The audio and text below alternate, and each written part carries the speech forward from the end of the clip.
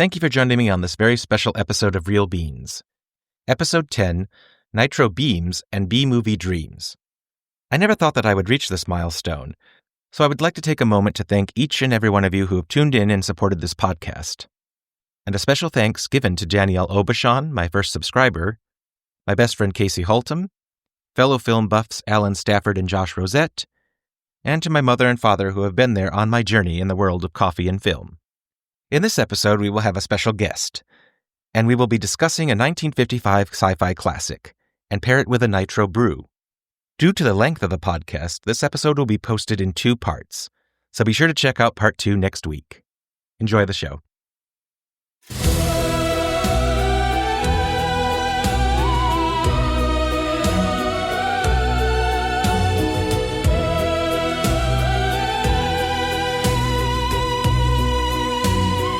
All right. Hi, everyone. Welcome to Real Beans. I'm your host, Ben Schneider, and today is going to be quite a fun podcast today because I have a guest with me to discuss a really fun 1950s sci-fi film. So today's episode, we're going to be talking about This Island Earth from 1955.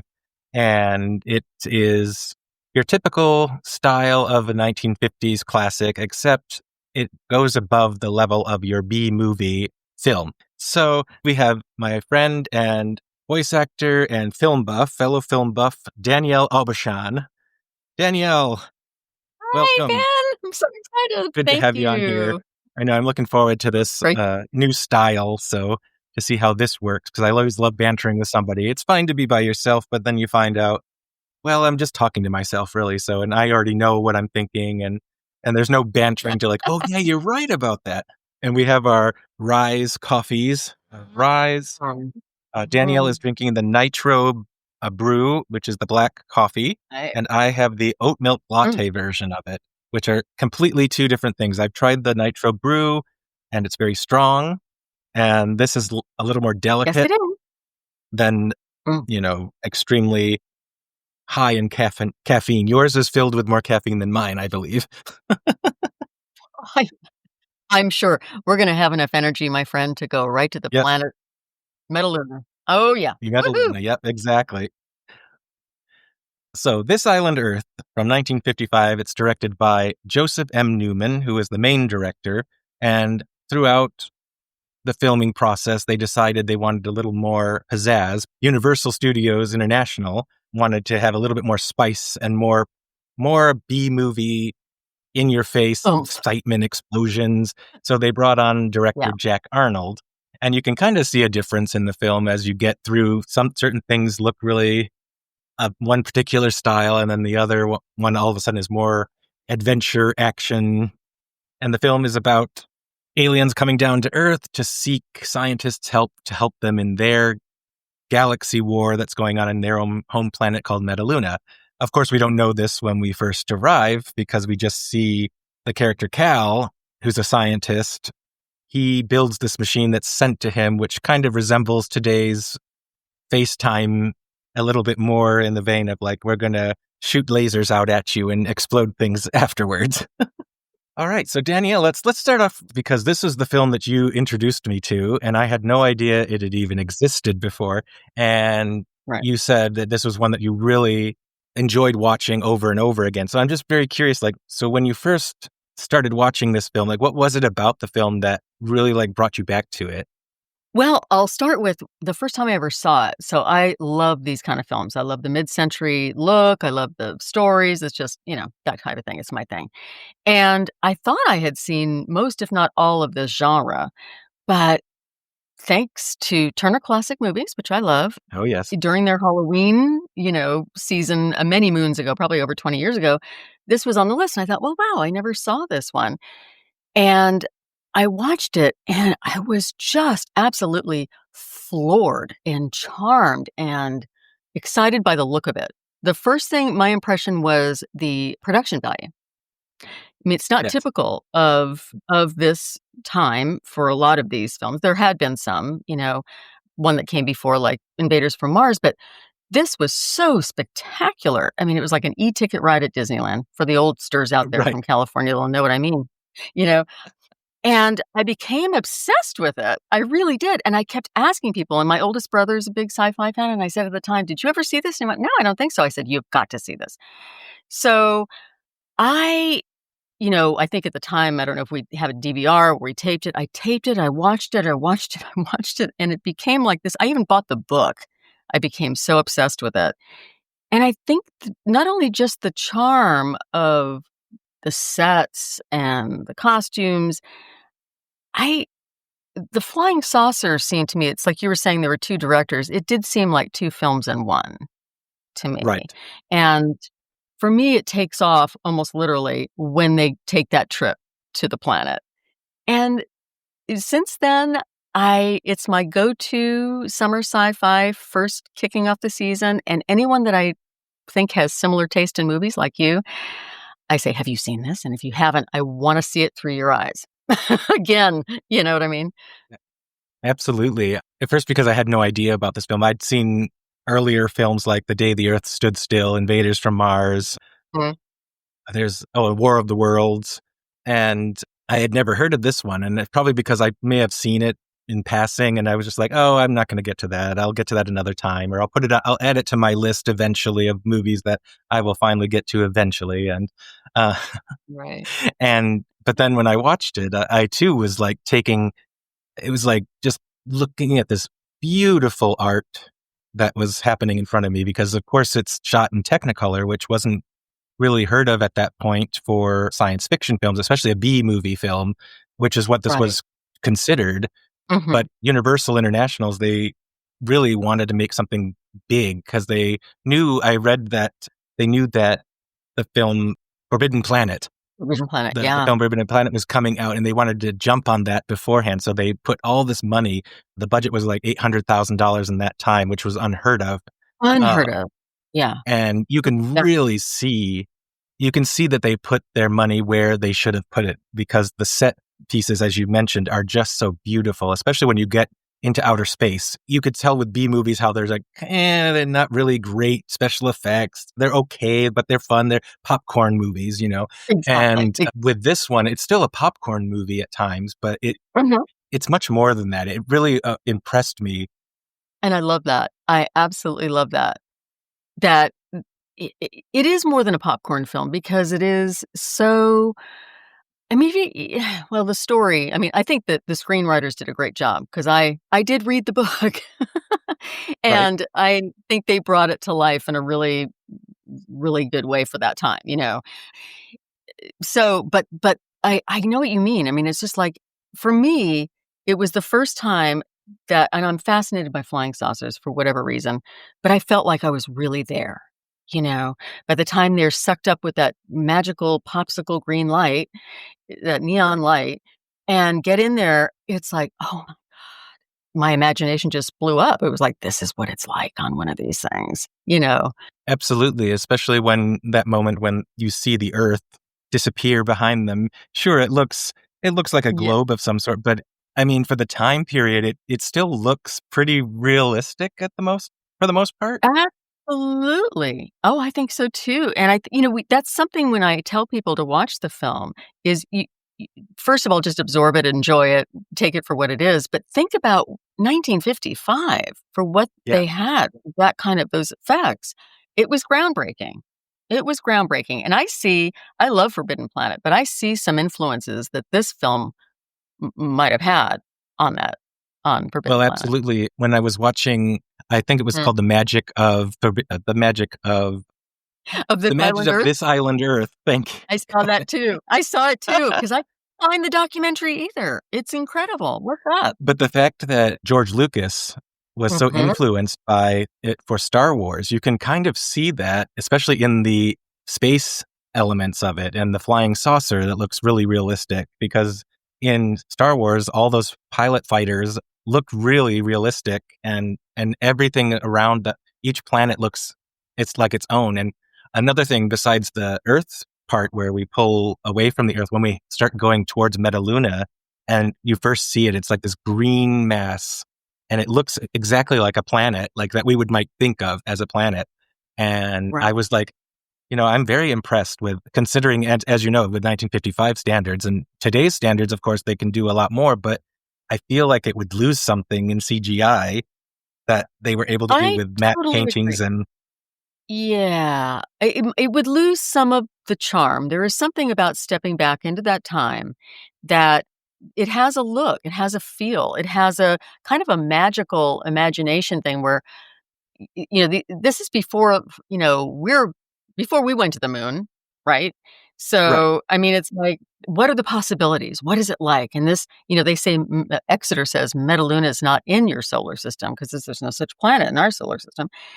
And so we're actually going to another completely different galaxy, a completely different world, and you believe it. You're there with them. And, Absolutely. yeah. And the Yeah. way that it was directed, and you feel yourself moving to the sides and over around it, and you feel like you're part of the action, as it were. And I'm sure on a big Yeah. screen in a theater, I'm sure that was probably like an amazing Oh, experience to see. jaw dropping. Jaw dropping. I mean, or in a drive-in, even better. That's my Right, a idea of drive-in, fun. perfect for sci-fi films as drive-in. That's right. Um, Yeah. yes, Oh, and I yeah. I love when they go through the different galaxies, and it felt so realistic when you see the flames happening with on top of the flying saucer, and then inside the humans are like getting really hot, Yeah. and they have to go into these tubes to get changed Acclimated to to, yeah. acclimate. Yeah, exactly. Yeah. To Yeah. acclimate so they can breathe normally in Metaluna. Otherwise, it would have been a short film afterwards. It would have exploded and here we would be, Yep, right. But didn't you exactly. love the tubes, though? And the fact that the tubes really fascinate me when they get magnetized and have to hold on, and then as they start sort of acclimating the bodies, they go into this where you see the muscle, you see the Oh yeah. skeleton, you see all this stuff, and then they come back, and it's like it was sort of like, do you remember those dolls back in the day that like Mr. Body or whatever, and you could see all the organs through it? Oh yeah. Yeah. Mm. And it's like, "Oh, yeah." But again, the special effects for that time to see that, No. amazing. Doing the whole X-ray of them. I forgot about that because I rewatched it yesterday and I'd forgotten about that moment. And I was like, oh my gosh, this is like such a good shot. It helps create the atmosphere and again, you feel like you're in that tube with them. Absolutely, absolutely. And what does Cal say? "I feel like a new toothbrush." Right. I love that dialogue, that little witty dialogue. Yes, okay, Cal. Oh Yeah, yes, let's talk a little bit about Cal, our protagonist. Yeah, he's a very interesting character in this because he's got that deep voice and he sounds very basso profundo performance that he gives. And he's fine in the picture, but yes, his yes. character is fine. He's okay in it. It's a protagonist for a science fiction film. The big Right. the big thing to see is everything that's going around him and the Mm, Metalunans who are getting these scientists to help them find more nuclear energy to help get rid of the people exploding their planet. And right. he's charming. He Mhm. looks nice. He does. He's got. I could buy him as a scientist for the most part. For the most part, yeah, and, Yeah, he was Rick Sweeten was, he was a good a good actor for the time, he was really good, and he was really, I think, pretty much perfect for this role, because that's yeah, what you needed the kinda outer space, good-looking, kinda cowboy-esque leading man, right. that could take the chart. Speaking of cowboy looking, this does feel like a western in space at times. Kind of both. It does. It absolutely Um, does. and so Absolutely. he's got Yeah. that like I'm the padre. How are you? Um, Jumping on his horse or quote unquote his flying saucer-esque or right. his plane, he's a champion pilot, and he's all these things. And this wild scientist that decides to put together I mean, where did the package come from? I mean, I've seen this movie hundreds of times. Right. Did he was it mail order? It was, he said. I guess he just signed up for it, or I don't know. I guess so. Because I think I remember them saying something to the effect of that they did order these items. But when I first saw it, I guess I must have missed that because I thought it was sent to them by the Metalunans, and Too. and Too. because they sent the document to put it all together, which of course was made out of some metal, they said, and not real paper. So I'm like, oh, that's kind of interesting how they talk about So, that. right. So he assembles this interocitor, they called it, which is this giant triangular screen, and suddenly Exeter pops on. He's like putting it together, and in his lab or whatever he's working on, this face comes on and starts talking to him, and he kind of just accepts it.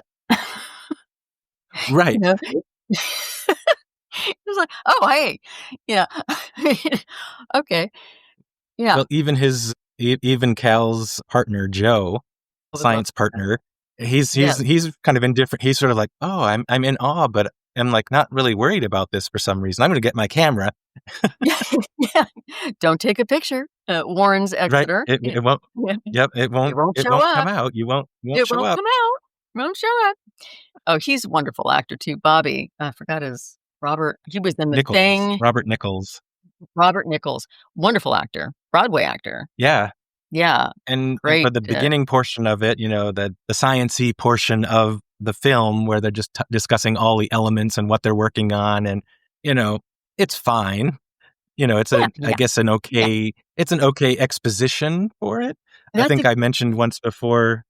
Yeah, I think I mentioned once before that I feel because the film is so short, because I think it's an hour and 15 minutes maybe. Yeah. And to me, I still felt like I wanted more. The nice thing about it was I wanted more. Yes, I agree. And I wanted more. What I want to hear what part you would have liked to have more of, because I think we might be on the same page. Because it comes to this film comes to life at one point for me, and we'll talk about that. Yeah. So for me, the film starts picking up when he gets into the plane to head to Georgia, where these scientists are meeting. Exactly. And for me too. Yeah. And it's just because you start seeing a new place. As I think I mentioned I thought it was Shangri-La, because the way that everything looked so beautiful and pristine. I was like, is this Shangri-La? Nope, it's someplace in Georgia. Yeah, I know. What planet am I? Georgia. Georgia. Right. Georgia. That's exactly the same part that it comes to life for me too. And interesting, there's something so wonderfully magical, cozy to me about that plane. I mean, thinking about all the self-driving cars now, that was a self-flying plane. And it was with these wild, wonderful colors and lights in the beginning. And the guy, Cal just hops on, his friend screaming, God, don't get off, get off. It's like, nah, I'm going to take the ride. And he's sleeping and having a great time. It's ooh. I know. It's a single person plane. So it's you got one chair in there, and you just get it to yourself, and fine, perfect. Go to sleep, and then you wake up and you're at your destination. So that's right. I love that. But I totally agree. That's when it becomes, and that's to me interesting, where I don't know where one director, stepped aside and the other one came in, because from that point on, it does seem like a different film to me. Right. The magic sort of starts, even the look of it changes a little bit. Although the green light that sucks Cal up in the beginning in the plane is kind of interesting, but that's when it really electrifies it. Yeah. Yeah, I agree. Wow. And I feel that the screenplay kind of suffers a little bit because of that opening segment, because we don't get to know about any of these other scientists really, except for two others that are briefly introduced and actually have conversations. But there are 4 or 5 other scientists that are roaming about, but we know nothing about them except for the German, who we see tip his hat at and meets an unfortunate demise later on. But yes, he does. Yes, he does. Yes, but in the wrong place at the wrong time. Yeah, totally wrong place at the wrong time. But yes, Russell Johnson was one of the other scientists. Mm-hmm. And what do we know Russell Johnson from? Well, from many things, but famously from Gilligan's Island, playing the professor. Gilligan's Island. Yes. Yes. Yes. I was oh yeah, I know him. Yes. Yeah. He was in some other interesting movies at the time as well. Yeah. Yeah, it's also kind of that whole thing people you think of as like in comedies later on in their life started off in these dramatic roles. Yeah, right. Like Leslie Yeah. Nielsen was one in Forbidden I was just Planet. thinking Airplane was yes, Airplane well, in Yep, Forbidden Planet too, but I was thinking of Airplane too, when you're thinking it was kind of the opposites, dramatic roles to comedy. And, yep, exactly. that these actors were well trained and had a lot of experience, could do anything, really. And there's you can't diminish any of this. And in this, I think everybody held their own for the piece, for the film, for the whole production. They really did. There was nothing cheesy about the performances at all. I didn't think. No, not at all.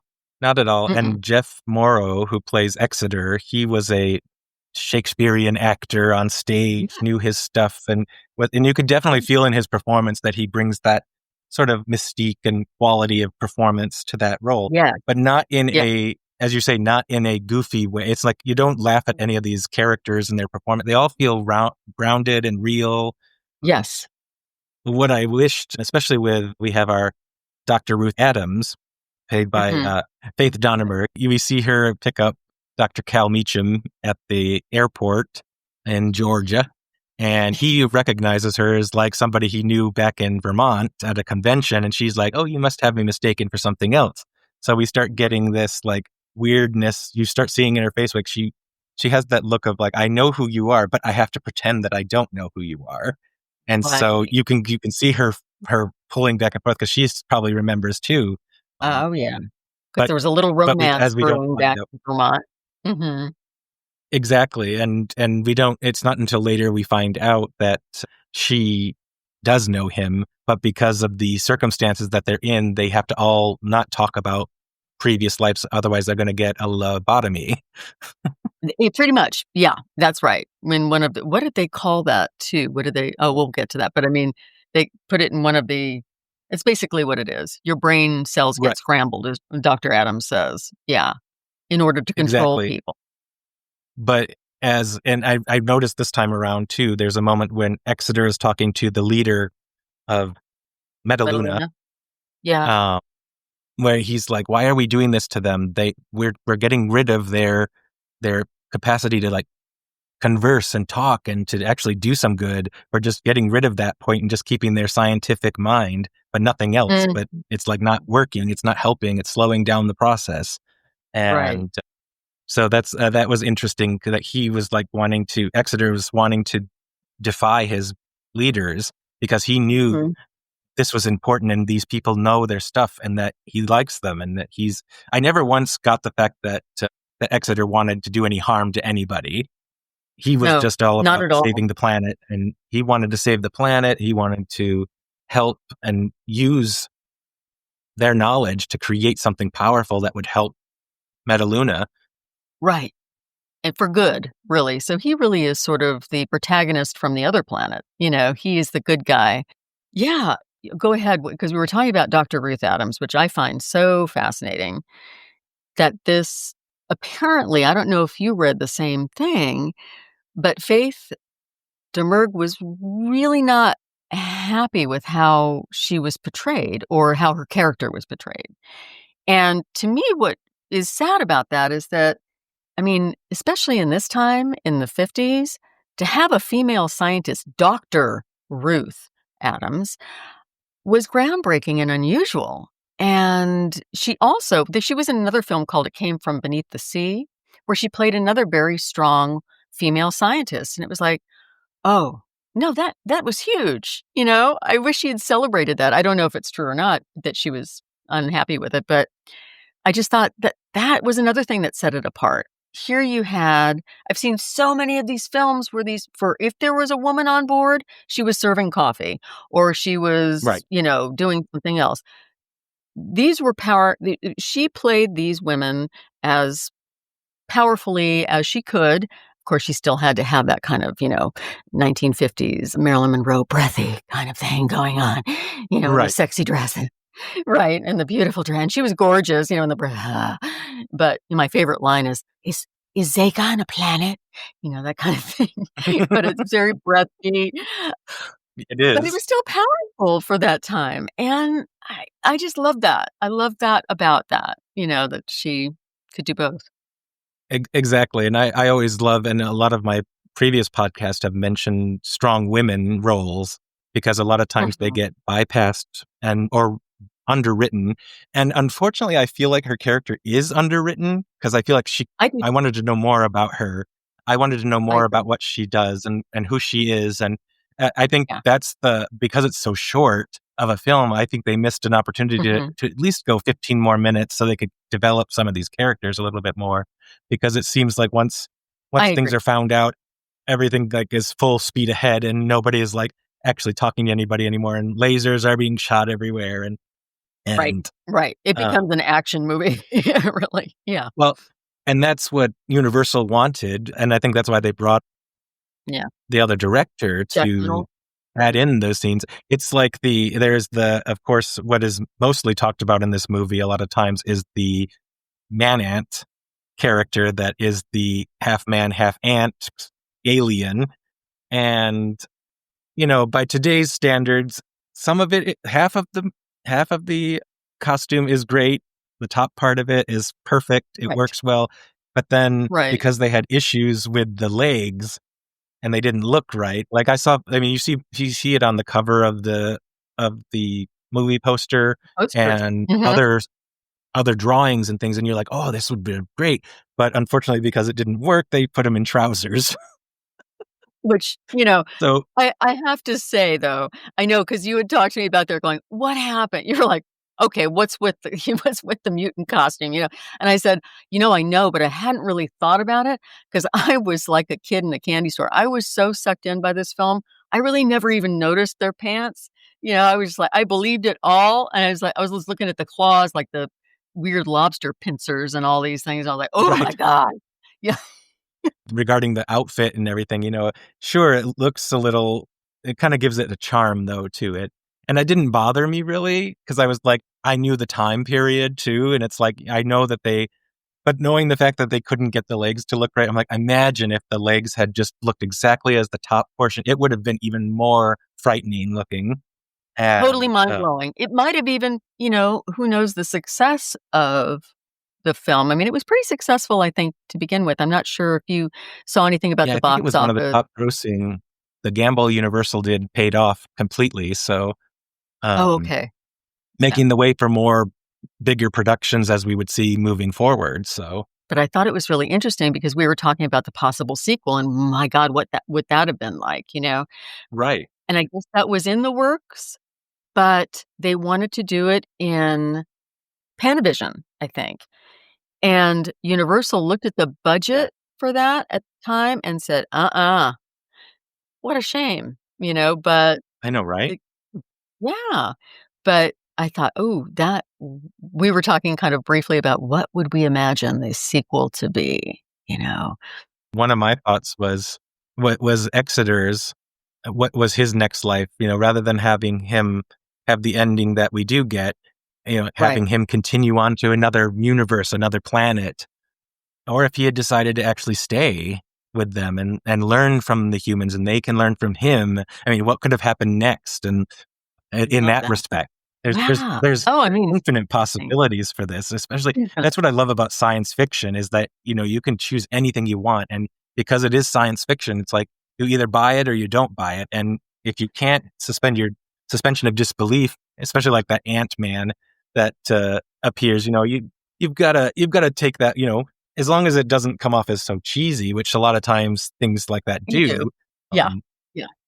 but Yeah. and another thing, one thing I want to mention with regarding the mutant was apparently that was added.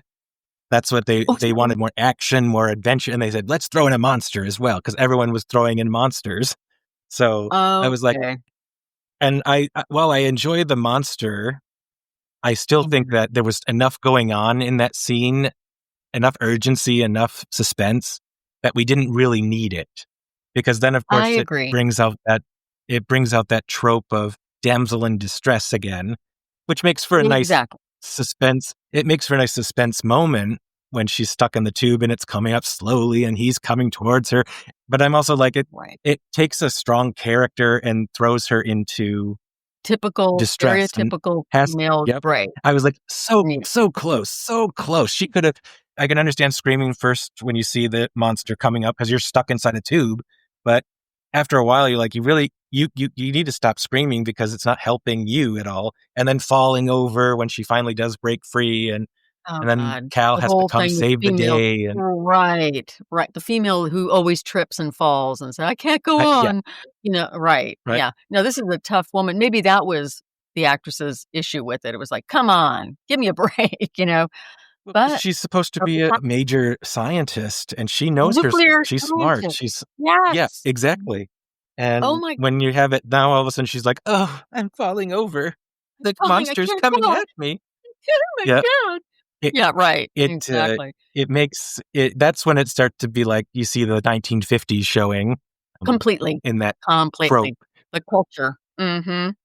Yeah. Well, Yep. it's so funny when you talk about when the monster comes in when they're in those little interesting looking little cars. They're after they get off the flying saucer and they're going, and I love Exeter's like tour guide stuff like, "Oh, and there we used to have whatever like a playground and The over community here was center the was over there. learning center." That was But when the mutants come out, he actually explains it. So this mutant is coming out. She's screaming. They're all going, Cal and Shira, what the hell? And he goes, oh, and Exeter decides to explain that's a mutant, similar to the insect life on your planet. Different, of course, but blah, blah, blah, by size. And he's like, how do you have the time to go into this explanation? This thing is coming at you guys, with these lobster pincers.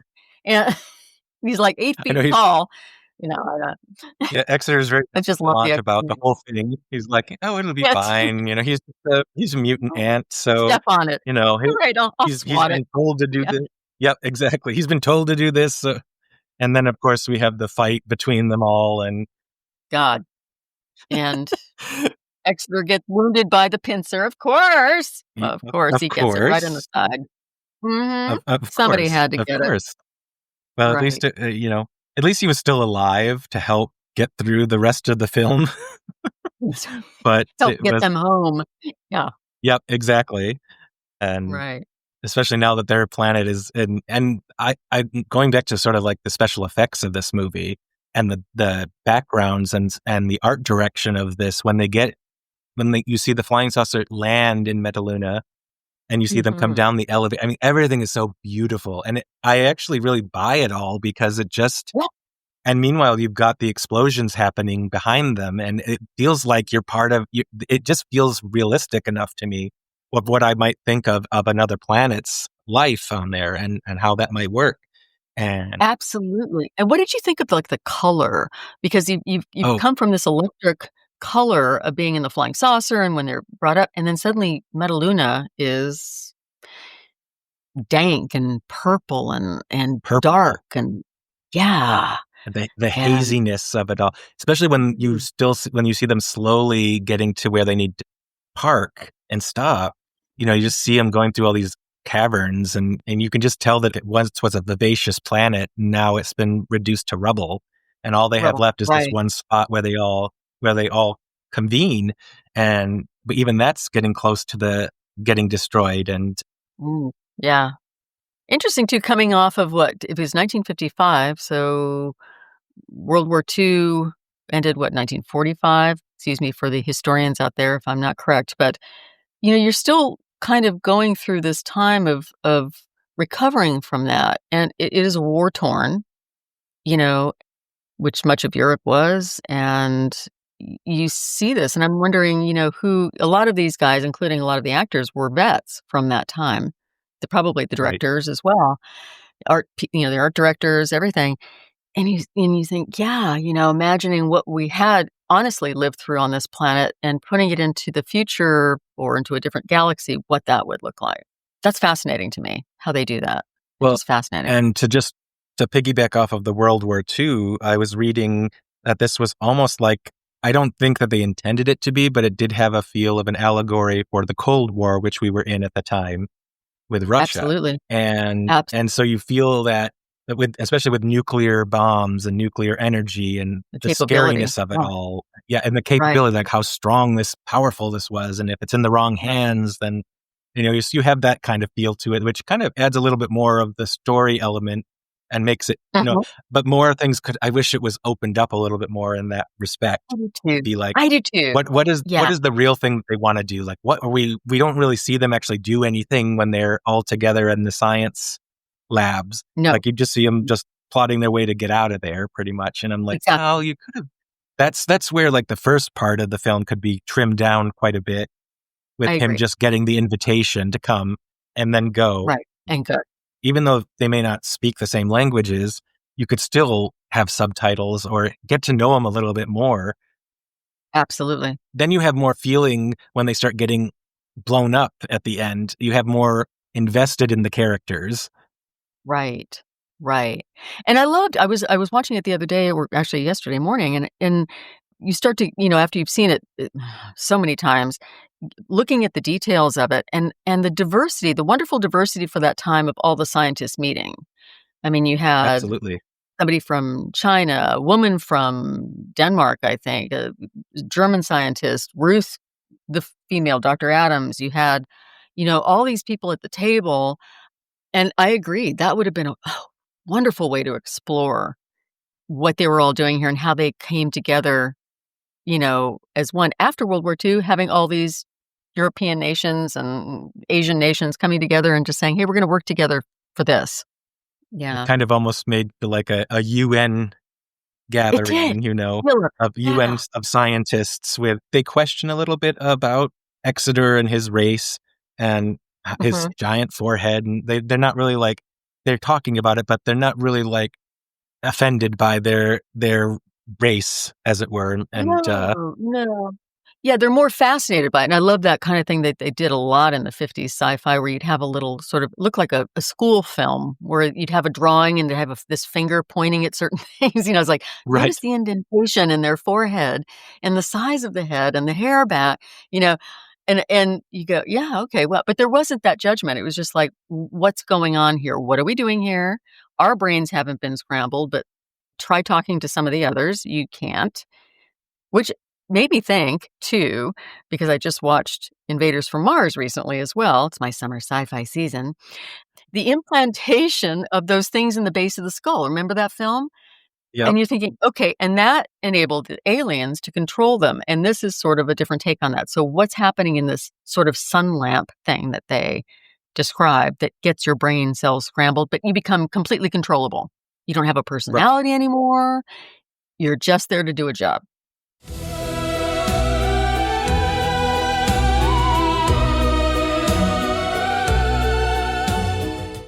Thank you for watching part 1 of Nitro Beams and B-Movie Dreams.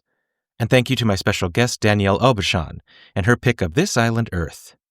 Check out Danielle's website at danielleaubuchon.com to learn about her voiceover work. I will also have a link in the show notes. You can watch This Island Earth on YouTube or purchase it on Amazon.com. If you liked this episode and would like to learn more, visit realbeans.com. There you will find past episodes, movie and coffee recommendations, and blog posts. If you'd like to support this podcast, visit realbeans.com/support. We also have merch available at realbeans.com/merch. Be sure to check out part 2 next week as we wrap up This Island Earth and our final thoughts on the Nitro Brew. I hope you have a great rest of the week. And remember, sip, watch, repeat.